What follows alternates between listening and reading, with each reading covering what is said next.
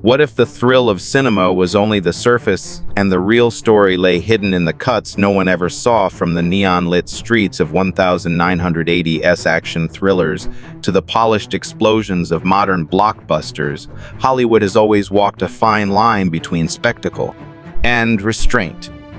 Some films were too raw, too intense, or too honest to be left untouched. Directors clashed with studios, scenes were trimmed or rewritten, and the versions audiences saw were often shadows of what had been intended. Every shot carried tension not only on screen but behind the camera's decisions that shaped what we remember and what was quietly erased. These films challenged the limits of action, pushing violence, morality, and emotion to extremes that studios feared the public could not handle. And yet, through all the edits and censorship, traces of their truth remain waiting to be discovered. These are the 5 films that revealed what Hollywood tried to hide.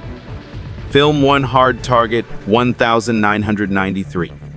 The streets of New Orleans were alive with rain-slicked shadows, and beneath them, a different hunt was unfolding, one that no audience ever saw in full. John Woo's first American film thrust Jean-Claude Van Damme into a world where survival depended on both instinct and skill, a cinematic ballet of bullets and leaps. On the surface, Hard Target was marketed as a high-octane action spectacle, drawing crowds with promises of relentless chases and daring stunts. Critics praised its kinetic energy, yet few knew the tension behind the scenes. The film faced relentless scrutiny from studio executives who worried the realistic violence and elaborate stunts might alienate viewers or breach ratings limits.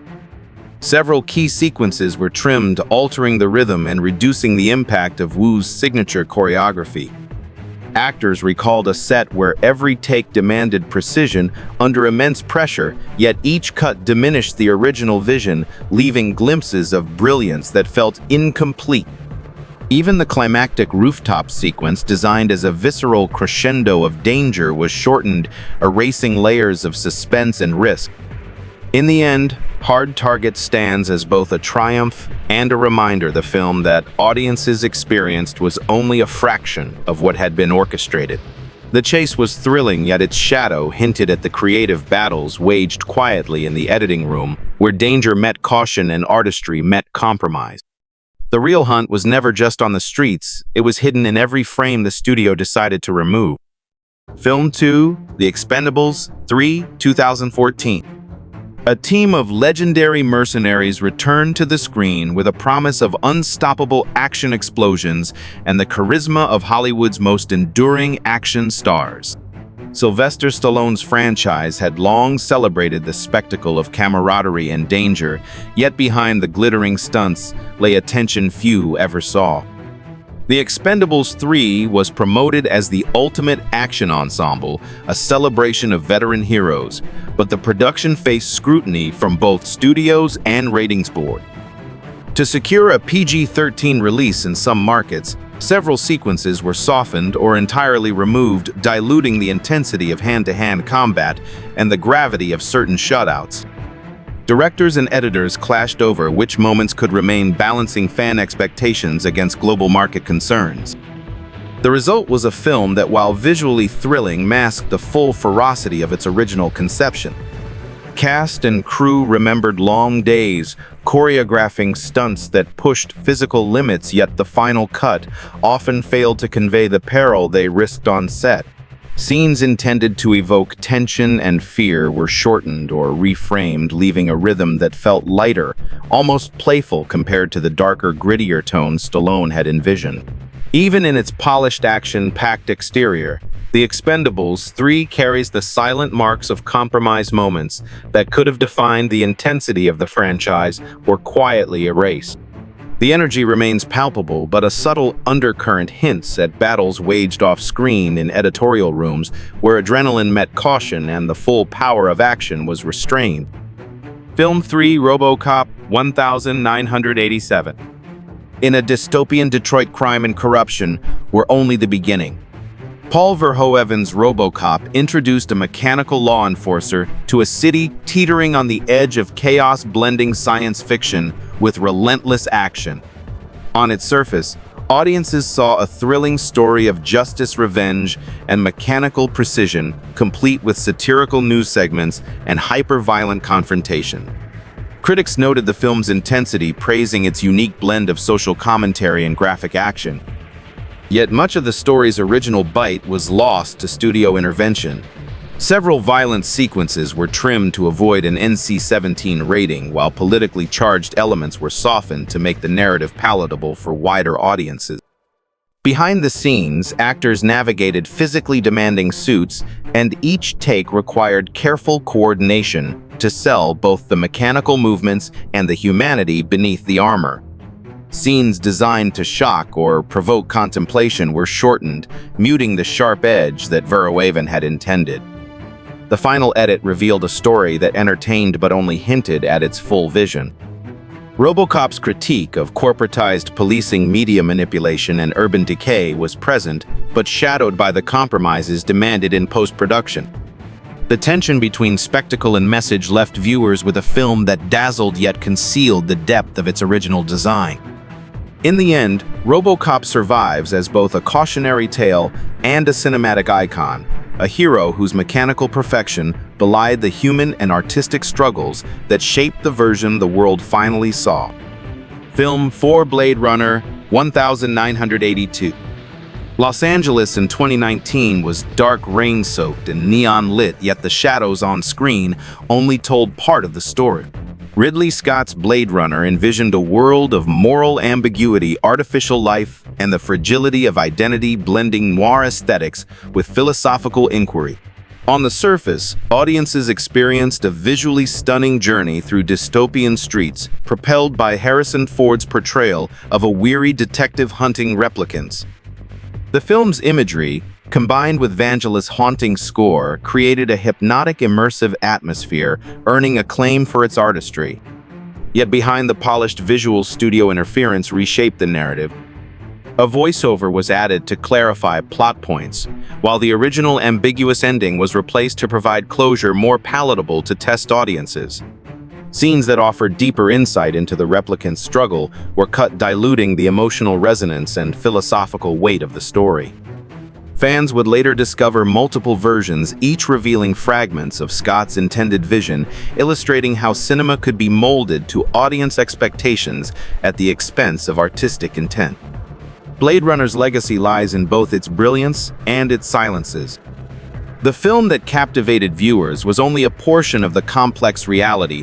Scott created a world rich with questions about existence and consciousness, but also a testament to the compromises imposed by studios. The shadows behind the cuts whisper the tension between artistic vision and commercial pressures, reminding us that every film carries a story beyond what the screen reveals. Film 5, The Killer U.S. Cut 1989. The precision of a hitman's work was legendary on screen, yet the version America witnessed was a tempered reflection of John Woo's original Hong Kong vision. The Killer introduced audiences to a world of stylized violence, slow-motion gunplay, and moral complexity, with Chow Yun-fat embodying a conflicted assassin whose actions straddled honor and survival.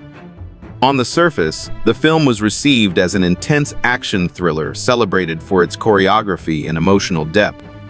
However, the U.S. cut altered much of what made the original so striking. Key sequences of gun battles and hand-to-hand combat were shortened or removed to suit American rating standards, and some of the film's emotional beats were reframed to minimize cultural nuance and perceived brutality. Behind the camera, Woo's meticulous direction demanded precise timing and flawless execution, crafting scenes that were both poetic and visceral. Yet the translation to Western audiences meant these efforts were partially obscured. The rhythm of the narrative shifted, with some of the tension and intensity replaced by a more sanitized pacing. As a result, viewers received only a glimpse of the artistry and daring present in the original, and much of the film's moral ambiguity and stylistic daring was muted. In the end, the Killer U.S. cut reminds us of what can be lost in translation. The story of a man navigating life and death remains gripping, but the shadow of the edits serves as a quiet testament to the compromises between artistic integrity and market expectation. The full power of Wu's vision was restrained, leaving audiences to imagine the depth behind the cuts and the brilliance concealed within them. Bonus fact: beyond the 5 films already examined lies another story of cinema shaped and constrained by unseen hands. Cyborg 1989, a lesser-known post-apocalyptic action film, stands as a haunting example of what studios often choose to hide. Marketed as a straightforward martial arts spectacle starring Jean-Claude Van Damme, its production was plagued by last-minute script rewrites, budget constraints, and heavy editing that excised substantial narrative and character development. Many fight sequences originally choreographed to push the limits of on-screen intensity were trimmed or reshot, removing both their aesthetic impact and emotional resonance. The film's potential to explore themes of survival, humanity, and moral ambiguity was largely erased in favor of pacing and ratings compliance. What audiences ultimately saw was a fragment of the original vision, a narrative skeleton reinforced with explosive sequences, but lacking the deeper substance that might have elevated it beyond a standard genre entry. Crew members recalled chaotic shoots, rushed edits, and the tension of watching carefully planned scenes vanish from the final cut. Each removed frame was a quiet erasure of artistry, a small rebellion against the creative intent of its makers.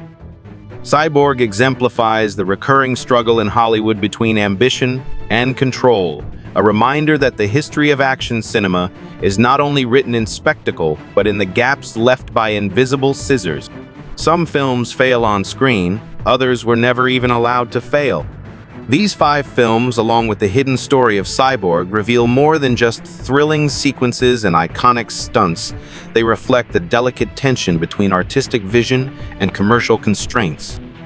Each cut, each edited frame carries the imprint of decisions made far from the camera, shaping what audiences experience and what remains forever unseen.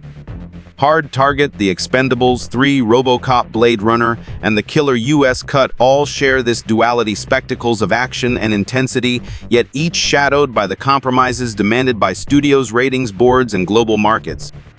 In cinema, every reel hides a reality and every cut hides a confession. The stories behind these films invite us to look closer, to question what was removed and why. Which of these sequences revealed too much to be allowed? Which moments should have remained uncensored, preserving the full power of the creator's intent? Every frame excised is a reminder that the history of film is not only what we see on screen, but also what has been carefully buried between the edits. As viewers, we are left to explore the tension between spectacle and truth, between what was shown and what was hidden. These films encourage reflection on the costs of compromise and the courage of creators who push boundaries despite constraints. Which of these films do you think revealed too much and which one deserved to be seen uncensored?